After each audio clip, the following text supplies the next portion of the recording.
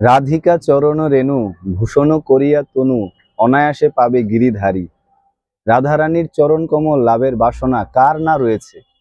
নারদ মুনি হয়েছেন বৃন্দাবনে নারদী গোপী, ব্রহ্মাজি হয়েছেন বৃন্দাবনের পাহাড়, এবং আমাদের শিব ঠাকুরের কথা তা তো বলাই বাহুল্য। উনি তো একটি স্তোত্রই রচনা করেছেন রাধারানীর কৃপা লাভ করার জন্য।